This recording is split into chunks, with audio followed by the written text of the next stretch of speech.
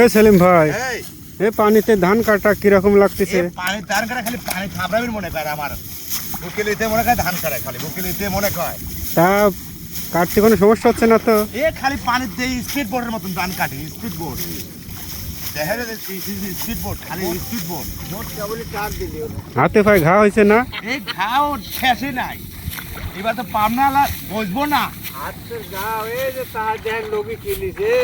আটি পাতিনি এখন এখন ধান কাটা খালি আটি আরে দেখুন মুরব্বী চাচার হাত কি হয়েছে দেখেন, হাতে টেপ লাগায় নিছে দেখেন। বুঝছেন ভাই এই সাংবাদিক ভাই এবার এবার আবার আটি বাঁধেনি তো এবার হাটি বাঁধা হয় না এবার কিভাবে ধান কাটেন?